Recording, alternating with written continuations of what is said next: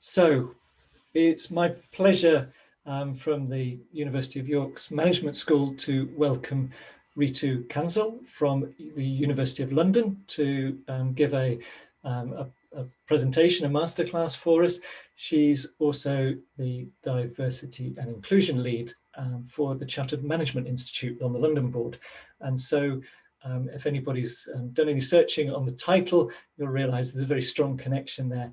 It's an absolute pleasure to have Reetu here. So I just want to hand over, and Reetu, thank you very much for joining us. Thank you. Thank you so much, Peter, for the introduction, and thank you for everyone who's here today. It's an absolute pleasure to be here, to be able to speak about this very important topic. So Peter mentioned I work for the University of London. I am a senior project manager at the University of London, where I also chair the university's first race equality group. And we are about 2.5 years old, and it has been an interesting journey. And alongside that, I am the D&I lead on the Chartered Management Institute CMI board, as Peter mentioned, and I am on the CMI Race Advisory Panel. So I have a few perspectives from my own work, lived experience, and also my work on the CMI board and panel. So at the University of London and on the CMI Race panel, the conversation is moving from the why to the how when we think about race. For me, the why has driven diversity and the how is driving inclusion. I have premised this presentation, as I mentioned, on my experience and the work of the CMI Race panel, and it is underpinned by my experience of the Race Equality Group at the University of London. So when we talk about delivering diversity, the biggest business driver for diversity is improving performance, as 75% of FTSE 100 HR and diversity leaders told us in 2017. So this was part of a piece of work that we did within CMI. Not only do businesses prioritize improving the diversity of their workforces to improve business performance, they see the benefits for business culture. They see it in terms of better understanding of their customers, valuing different perspectives, and aiming to better reflect their local communities and labor markets. 3 years ago, 1 in 4 said that social justice was the driving factor. So how many people responded to the survey? 24 companies from the 100 companies responded, enabling insight into the diversity practices of nearly a quarter of the FTSE 100 companies. The results provided a valuable and unique picture of diversity practice with respect to ethnic representation. We know the drivers of racial and ethnic disparity in leadership are complex, both in business and society. Pearson's law tells us that if you measure performance, you have improvements. I say that if you measure performance and report it, you have improvements exponentialized. What this means is that the government should respond to its consultation and introduce mandatory ethnicity pay reporting. And as you know, there was a lot of press about this towards the latter half of last year and the end of last year. And really, I would like to see something being done about that.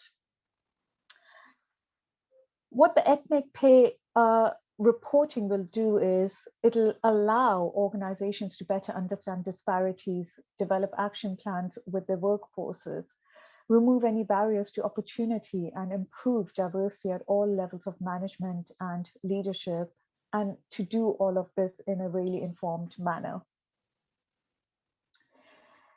So when it comes to management transformed, Although staff from diverse ethnic groups were more likely to think that workplace culture has improved since March 2020, and more so than UK employees as a whole, there are still EDI challenges. Black employees prioritize workplace inclusion much more than all UK employees. As you can see, it's 35% versus 7%. Worryingly, Black employees are more likely than any other ethnic group to feel their manager didn't trust them to undertake their job role. Coming to 2020, when only 50% of managers have spoken to the teams about racial justice and equality in society during such a difficult year for people who face racism, we know more must be done. In 2017, we said it was time to break the silence on race at work. And that remains the case for those leaders and managers who have not yet done so. For those who have, it is time to move the dial from conversations to measurable actions, move from the why to the how. Better managers and leaders must turn up the dial for change even higher and use the shock of 2020 to truly unlock our organizations for all, for good. So moving the dial. Now, managers are key to developing a culture that empowers people to connect and feel safe to share their own experiences, including experiences of racism. Now, what we've done at the University of London is we say that the Race Equality Group welcomes everybody with an interest in race equality. So that ensures that senior leadership colleagues can attend that space freely and contribute and partake in those conversations. And at the same time, colleagues of ethnic origin are in that space as well. And so there's that conversation, very important conversation that's facilitated, which in turn nurtures a culture of more openness, more transparency, and better, healthier conversation. Overall, in organizations, colleagues may encounter experiences in their everyday lives that might impact on their well-being, performance, and engagement. And again, a space where people can have a conversation can really help. Managers must be better allies, and there are practical ways they can start to improve workplace inclusion today, which is why CMI published a free practical guide for all managers called Moving the Dial on Race. And I have shared the link with Peter, and he can share that web link with you in the chat if you're interested in finding out more. This guide includes 6 steps to moving the dial and encompasses the allyship toolkit I wrote for the University of London. The toolkit is really simple. It is a simple start, stop, continue model to prompt actions we could take, behaviors we could stop, and conversations we could continue. In terms of supporting people who face racism, positively, we found that 83% of managers said that their senior leaders are active and vocal about promoting an inclusive culture in their workplace. And I think that is a brilliant start. But white managers were much more likely than peers from diverse ethnic groups to agree that senior leaders have taken positive approaches, with the exception of embedding action plans and listening to lived experiences. If the groups that senior leaders should be supporting do not feel that action is being taken, it does represent a major concern for the organization to address. In terms of putting in place initiatives, topping the list of actions that organizations have taken are those often implemented through HR teams. 69% of managers reported that diversity training was a requirement for all staff, followed by 65% saying inclusive recruitment practices were in place. Most organizations were weak on inclusive promotion practices, however, while under half of the managers reported data and or targets for ethnic diversity were in place to complement inclusive recruitment and promotion measures. So all of these have to go hand in hand. So measuring the data, and as I said, measuring performance and then reporting it is extremely important. Sponsoring and mentoring are widely recognized as being important to reduce underrepresentation at managerial level. And these were cited as being available by only a third of the managers. And that was about 37%. So I've mentioned conversation a few times. So terminology around race and ethnicity evolves continuously. So managers should learn about preferred terminology in the organization and remain actively conscious of changes. This commitment alone can be considered a powerful act of allyship. CMI Race is tackling the problem of collective terminology head on, and this is very much an ongoing active discussion right now. We are looking at what needs to change and what the alternatives are and what these look like in practice.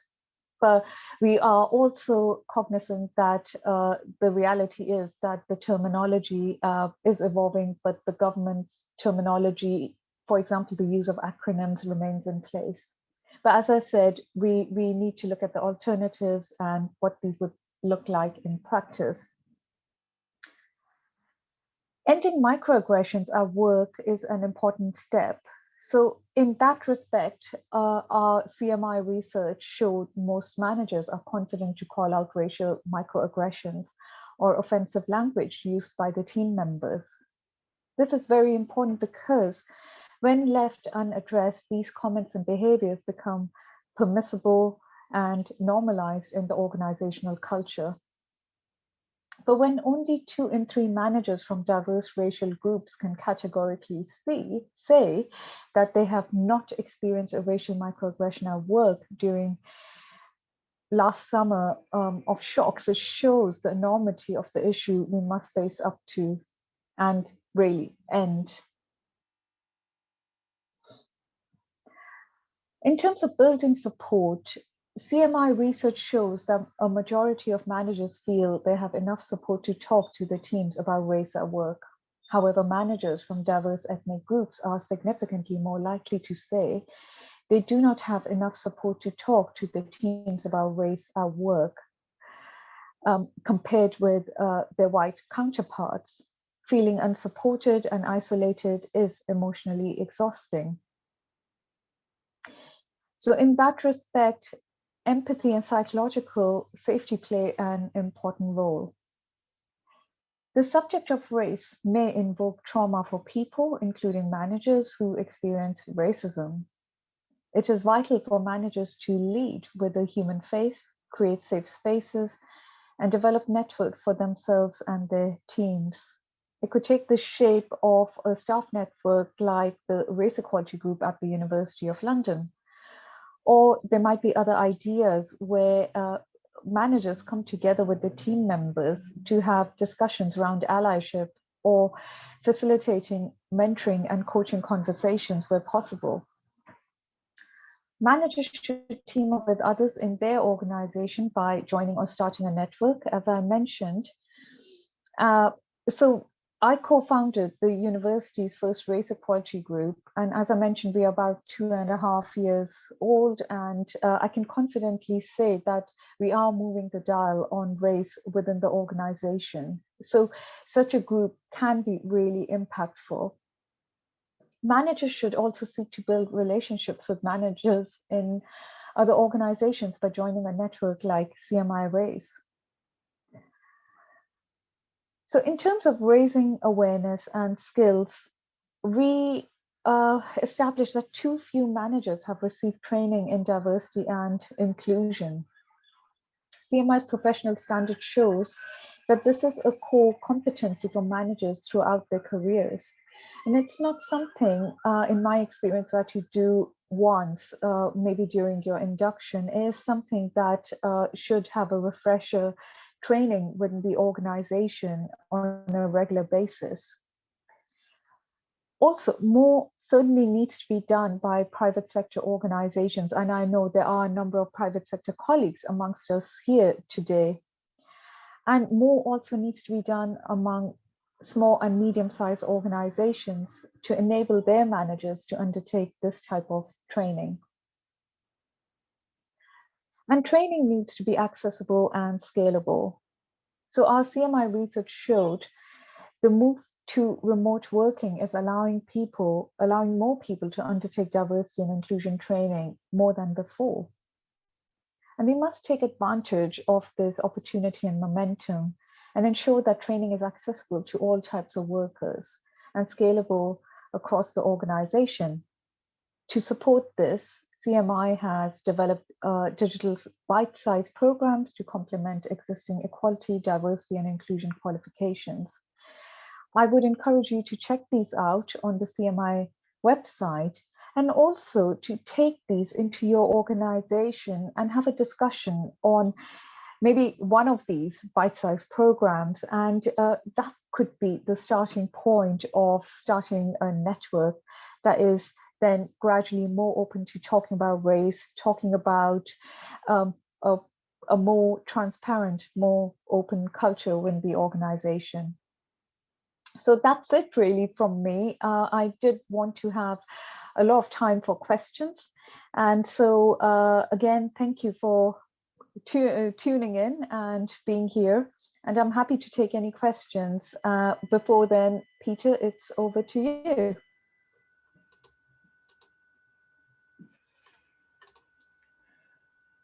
Thank you very much, Reetu Kansal. That was really interesting, and I'm watching out the corner of my eye. There's some long, perhaps difficult questions coming through. I hope not difficult, but very interesting. At this stage, for those who haven't joined one of the masterclasses before, I usually waffle a bit to give our speaker a little bit of downtime. But I think that was really interesting, and especially interesting as Reetu, you're working across boundaries. So you're not only working within the University of London on this, but you're also working with the CMI. And so I think that's just a really interesting perspectives of how you move knowledge and good practice around. Right, I'm going to remove the slides because I think the audience has probably not wanted to see the slides too much longer. I'm going to have a look at the Q&A box, and if those of you who are in the audience want to add to that. And the other thing you can do, we've got a couple of questions there, but if questions build up, then you can try and force my hand by pushing them further up the list. There's an early question came in, and I don't think I can paraphrase it very quickly, but it's basically there seems to be an anomaly in your data, or is there? Because if I read the last bit out first and then I'll go back, yeah, sure.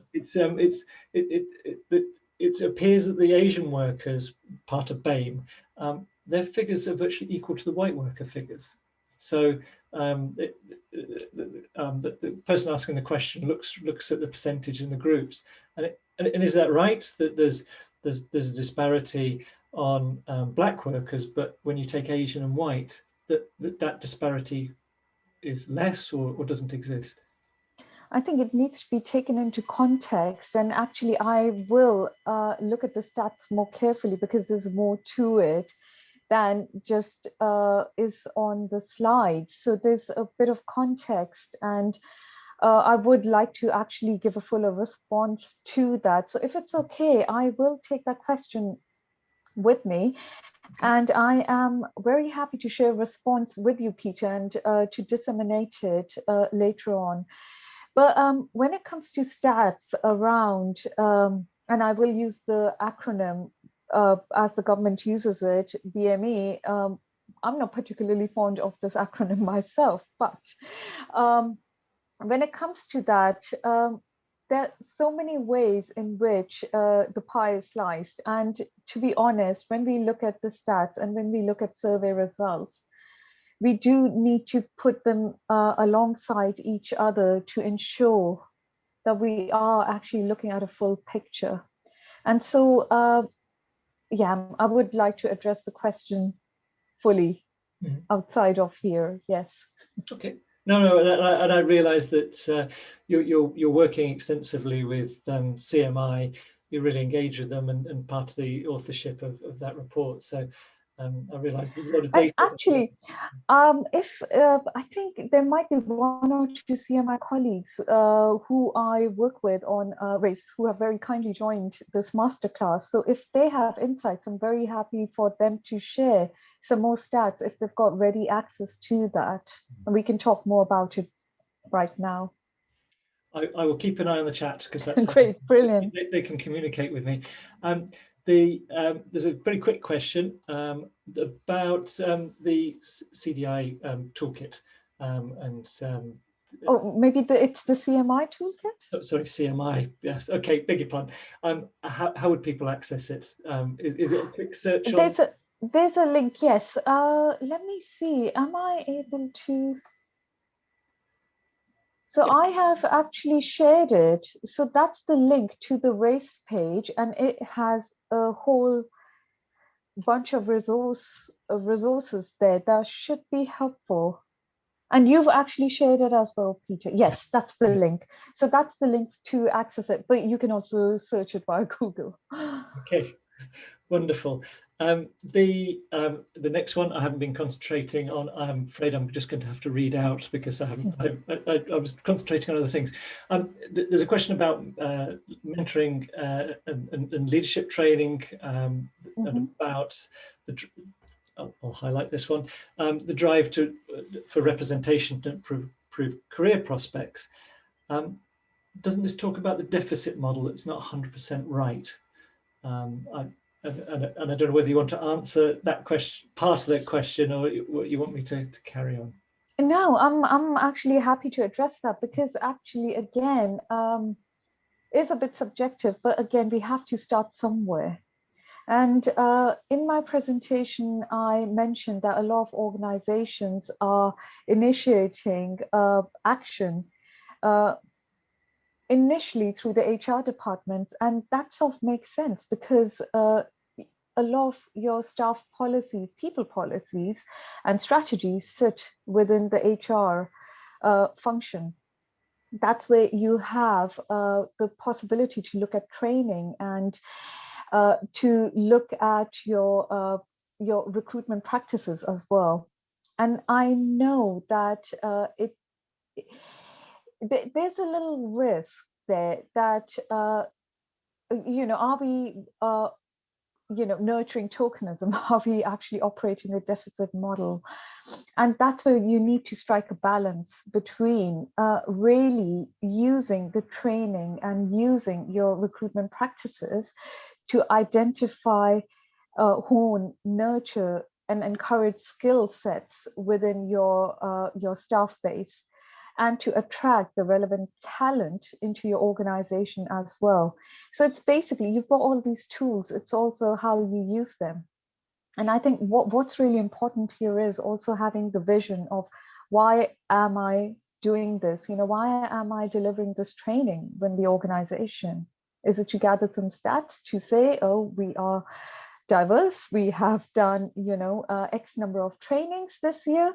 Or is it really to measure, okay, what kind of impact is it having on the organizational culture? I hope that helps, but do let me know if there's a further question about this.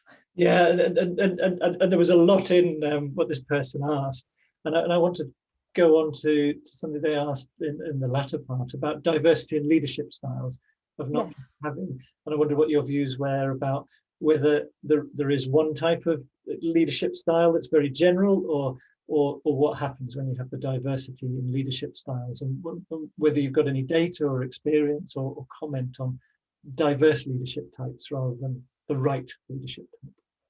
That is really interesting. And I think, well, thank you very much for this interesting question, because I think the answer is in the question. So when you're talking about diverse leadership types, there is no one size fits all. And what makes leadership practice so interesting is you do have different kinds of leaders. And so if we expect our leaders to be inclusive leaders, we also need to recognize that leadership styles will also vary. But what's important is that no style actually is detrimental to the inclusion of an organization.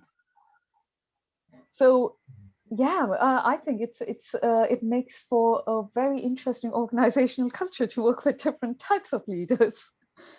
And I'm looking at the chat in the corner of my eye, and I think what you're talking about is diversity in good leadership styles rather than Oh, absolutely. yeah, But not is there any diversity other? in good to bad.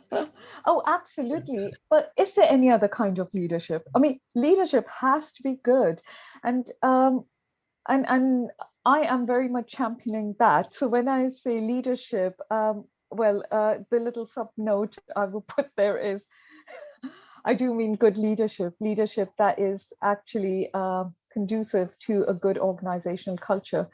And I quite like what CMI says in its sort of motto. It's better managers, better managers, better led organizations. So I think that says a lot. I want to ask some of my own questions around this as well, weave them into a question that's come from somebody who works in one of the Southern councils. Yeah. And I'll ask the question about how long is this journey and does it ever stop? And, Yeah. but this question is about starting, and Yes. there's the online toolkit. Yeah. But apart from the online toolkit, do you have any other suggestions about how just to initiate and to get some traction and to get the conversation going? And that might include suggestions from you of the do's and don'ts. But outside of that online toolkit, have you got any advice? Yes, that's a really great question. And in fact, I will actually make reference to a toolkit. Okay. I mentioned the allyship toolkit, and I deliberately kept it so simple. It's a bare bones toolkit with start, stop, and continue. And I deliberately left out any resources or references to race resources, because the first step for any person, including myself, I mean, I don't know everything about everything. I don't. And the first step could be going into Google and typing out something that you do not know about race equality. It could be a set of stats, it could be a piece of historical anecdote you're curious about.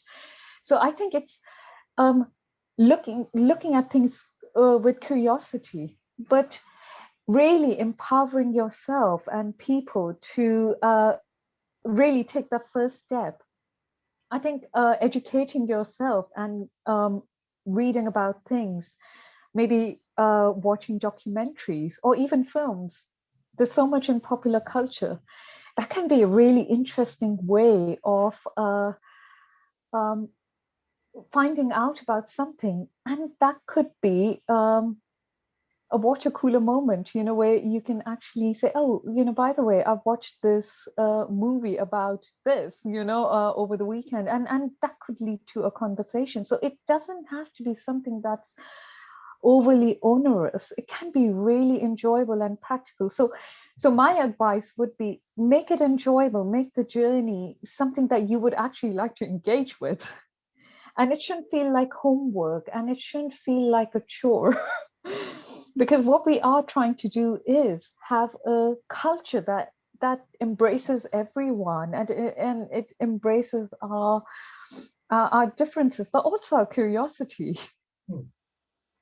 And that question was really about the initiating. Have you do you have well, not necessarily facts and figures, but sort of that gut feel of how long it takes for that initial starting conversation, that change program to start to really take hold? That is a really interesting question. So I will dip into my experience of the Race Equality Group at the University of London. So we launched in October 2018. That was the formal launch of the group. And since then and up until now, I've had conversations with a lot of counterparts of mine and other universities and also other organizations outside of the higher education sector. And a couple of colleagues, I had one such meeting with a colleague, chair of a race network in another university, about 18 months into my own journey with the Race Equality Group at University of London. And he said we had achieved what took them 9 years. We had achieved it in 18 months. And I think, well, there's several factors to that. I think it's also a willingness to learn from other people's experiences. We don't have to make our own mistakes. Also, is interesting. I have said to people when the George Floyd and Black Lives Matter happened last year, I remarked, it feels like 1969. Where we were having these conversations then, and we are still having these conversations. So in many respects, we haven't quite moved away from that status quo. But at the same time, we have realized that actually we can't just stay there. And so we have to make progress. And I think summer of 2020 has been quite remarkable in giving us that big push. And I think we should use that momentum to let the inertia take us to a totally different space where we are no longer talking about, the issues, the same issues. This time next year, I really hope we are actually talking about, wow, how much progress have we made? And let's celebrate some of these achievements. And what else can we do? What else can we do? Yeah, the year, the 12 months, hopefully 12 months, it's going to be more than that. But the pandemic, it wasn't a lost year, but it was a valuable year in change. Yes, absolutely, for all of us. And moving on from that, about getting things started and getting things sort of getting traction, how much is the balance between working with people and changing sort of this is how it works here, these are the processes, the systems, the policies, how much work has to go on that? Is that the sole focus? Is it a lot of focus, or you do work elsewhere and the processes and systems will just naturally change? So where's that infrastructural side lie? That is really interesting. So it depends on where the organization is at. So if you are at a very early or in the earlier stages of looking at inclusion, I would say do look at your policies and practices quite early on. And then ensure that the organization strategy has an inclusion strand running throughout the breadth of the strategy. So inclusion shouldn't be something that is an adjunct to everything else. It should be something that's, it should be the way we operate. So once we have been able to identify and do that and put it into your strategy, also have an inclusion strategy within the organization and revisit organizational policies regularly, because things do move on. And if anything, the last 12 months have taught us we've had to look at new policies, new ways of doing things. And that has led a number of organizations, including my own, to look at documenting some good practice and then embedding that as business as usual where possible. Sorry, you just caught me typing. I've just sent something to all attendees. So one of your CMI colleagues has provided some information, and I hope excellent. Share that. I've got two education questions now. One is a direct follow-on on those processes, and it's about staff recruitment. Yes. And then the next one is about student recruitment. Yeah. So the first one is about changing higher education recruitment processes. Do you have some specific examples or advice or principles to make sure there's diversity in the candidates and to ensure there's fairness and transparency in the process? Yeah, I think one of the first things, and to be honest, anything I say is not brand new, because this is something, we've heard within this sector and also outside of the sector, that firstly, get the language right in your job adverts. And really, don't add a token sentence that says simply, we welcome applications from diverse pool of people. Really mean it. And it does actually reflect, if you've actually, looked at job descriptions and person specs from an inclusion lens and an inclusive lens, you would actually really pick up on really subtle nuances, on things that, you're putting in your job descriptions and your person spec.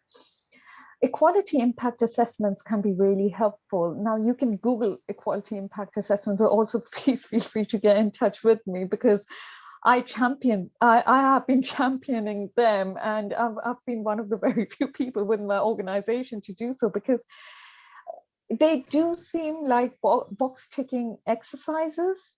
They can be, but it's again how you use that tool.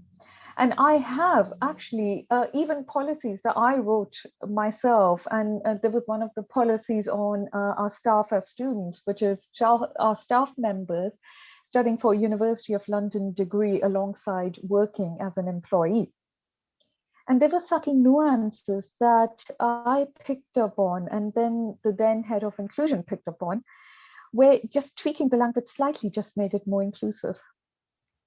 And actually that nuance was to do with gender. So equality impact assessments are brilliant for promoting intersectionality as well. So that's one of the things. Then have diverse panels.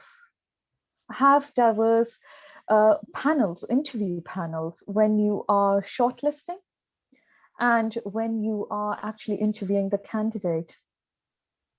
And for a while, when the organization, you might find that you have the same person you're calling upon, because you don't have that many diverse leaders, unfortunately, in the organization. And that would actually drive another set of changes, because you can't have the same person interviewing all your candidates across the organization.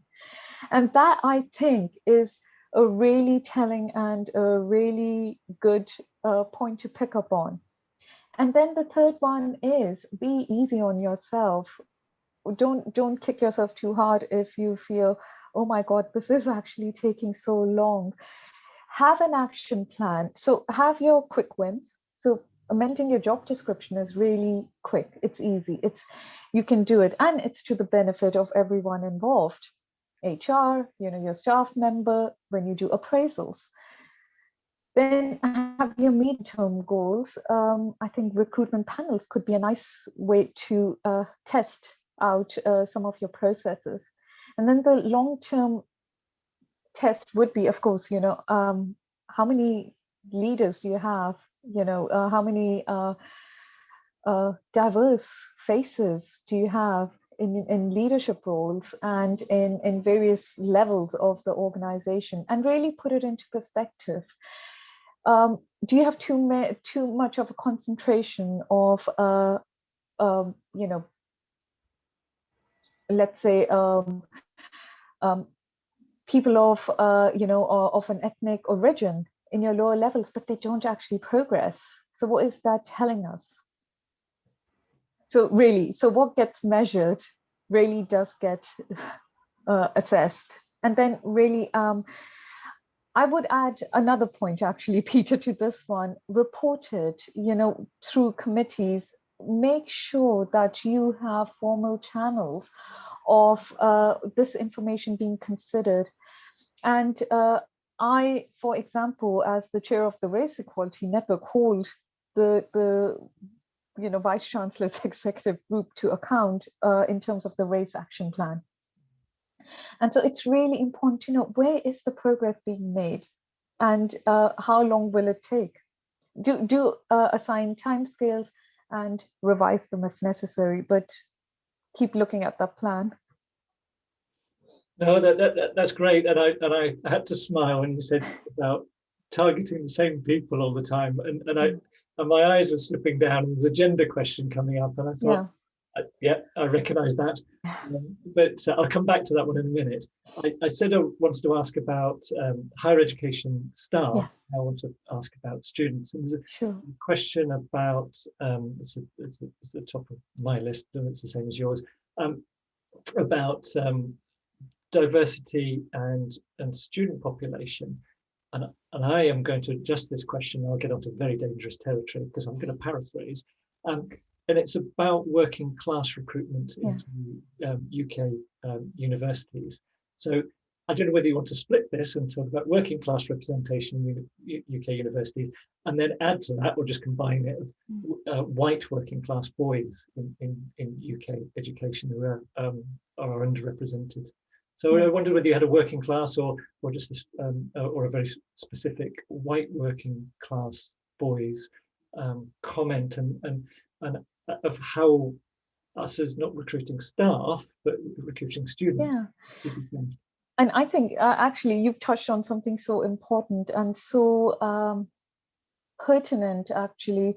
Now, besides CMI and the Race Equality Group, I'm also on the London Enterprise Advisor Network. It's a Mayor of London program, which assists schools in early career development.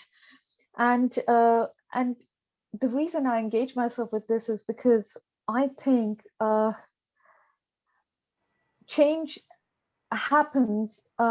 needs to happen much earlier on, much before students enter university, students enter higher education. I think race education and inclusion education and social mobility should be something that we should look at right from the beginning, from primary school level. How do we actually, treat each other on a basic human level as individuals? And then in terms of careers, really, what is actually hindering certain groups of people for reaching, certain careers or certain professional achievements? And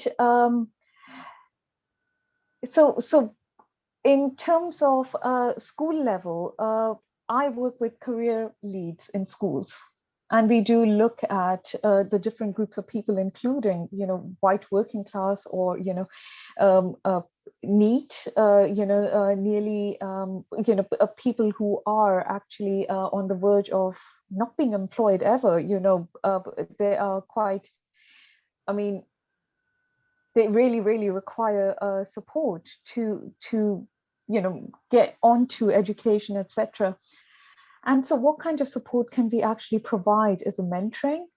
Because sometimes that support doesn't come from your family background. And it shouldn't be something that hinders people. I say it shouldn't, but a lot of the times it does. And so how do we facilitate those groups to surpass those, visible hindrances and actually access education? And again, do you make scholarships available? Now, if I'm, thinking about, from the perspective of University of London, so we made 150 MBA scholarships available to women in 2018 when we were celebrating 150 years of leading women. So University of London was the first to allow, quote unquote, women to sit examinations 150 years ago. And there were 9 women who sat special examinations at the University of London to be able to get their higher education degrees. And I know it's great that we can actually laugh at this now. And so actually it would be great that we are laughing at some of these, these things that we are talking about. And I really hope it doesn't take 150 years to do so. But it is about recognizing, which groups actually need the most support and help, and what can we actually do at grassroots levels, and then also when it comes to admissions and career choice of courses. This could be another presentation altogether, so I do feel I've rushed this response a bit. No, it's fascinating, and those little snippets of history as well. And I'm looking down at the bottom here that there's a comment about year 10 and year 11 as critical stages in that choice making and that influence of absolutely career direction. And actually, if you can support apprentices, and apprenticeships, even as an employer, you give that one young person a chance to explore your business, but you may actually gain an employee for life who would be loyal to you. I don't have the exact stats to hand, but apprentices tend to stay in an organization much longer than an employee you've recruited through your usual traditional channels. I'm looking at time, and it's gone very quick. Yes, it has, and it's been fascinating. I'm hoping that it's okay if I ask two more questions. Sure. And for those in the audience, we'll definitely finish by 5. I've got 2 questions. One from the Q&A, which I said I was coming up about gender as well as race, and one of my own to end on. Sure. There's a question in the Q&A about you mentioned about keep on using the same people in the race context, and I smiled and made a comment about gender, but there's a question about the combined gender and race. Does that have a part to play? Sorry, does it have a part to play? Yes. Oh, absolutely. I mean, I can actually speak from my own experience that actually is and I love that question. Thank you to whoever asked that. And in fact, intersectionality, when you look at different protected characteristics, and it could be, gender and sexual orientation, it can be race and sexual orientation, disability and gender. I mean, there's n number of, factors there. And intersectionality is so crucial to consider. So I started off as one of my first volunteering engagements with CMI was CMI women. And I did often find that something was amiss for me in some of the gender-based conversations. I mean, I'm not saying there was something lacking with, the CMI women conversations, not at all. That is a brilliant forum for women and also male champions, definitely. So do check that out as well when you get a chance. But there was something amiss. And then I started to look at some of the race stuff, which actually gained a bit more focus for me, and generally, I think, a bit later than gender. It was always usually about gender. And so it definitely plays a part, because the sort of issues or considerations you would have when you look at intersectionality can be quite different. So as a woman of color, I can say that sometimes a simple race-related conversation may not actually be sufficient to address all of what might be, I don't know, bothering me or might be playing on my mind. And so when I said, actually going to that point of, making inclusion run through the breadth of your strategies, inclusion, not just race, not just gender, but inclusion as a whole piece, as a piece that looks at inclusion as one whole. And that's a massive amount of work. When you look at intersectionality, again, you need maybe a whole day to speak about that. I just to address it, or because I didn't really touch on the panel aspect of it, but happy to elaborate if the member of the audience would like me to. And one thing I'll do is I'll say to the audience is you're easy to find on LinkedIn, and I think you'd welcome the interaction from people afterwards. So Absolutely.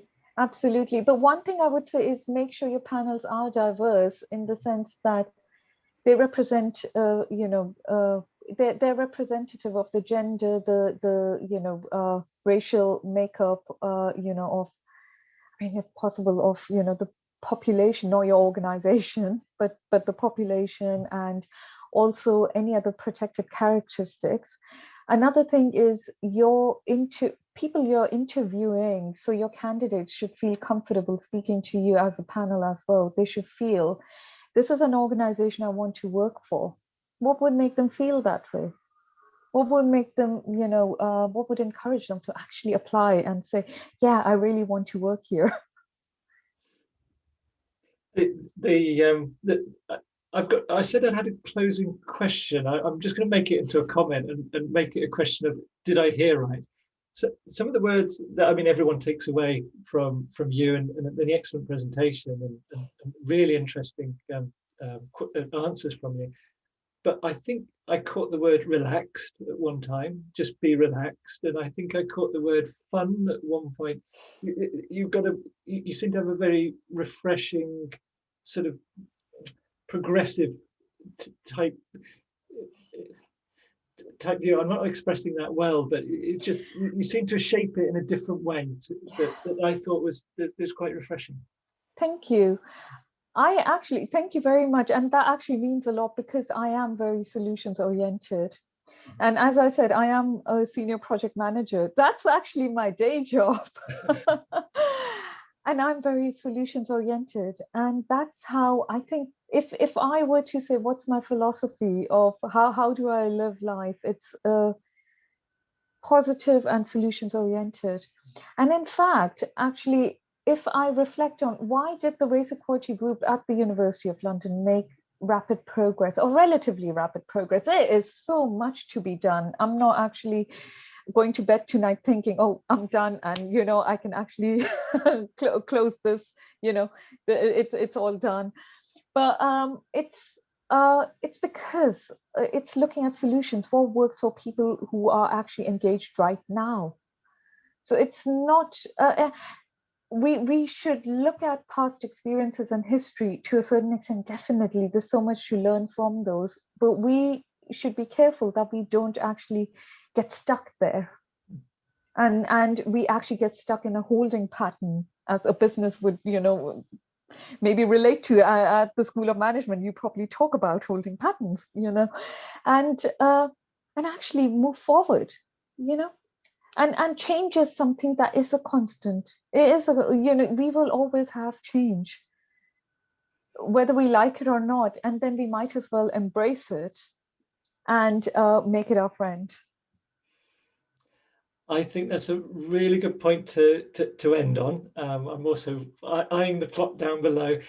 Reetu Kansal, it's wonderful having you here from the University of London, and it's been fascinating insights and excellent presentation, and what you've been talking about over the last half hour in the response to questions has been fascinating as well. So just to say from us, thank you very much. Thank you. Thank you so much for having me. And again, thank you so much for everybody who turned up. I know there was a spot of sunshine earlier, so I was thinking maybe a couple of people may choose to go to the park instead. So thank you very much. And thank you so much, Peter, and your team for welcoming me so warmly. Thank you.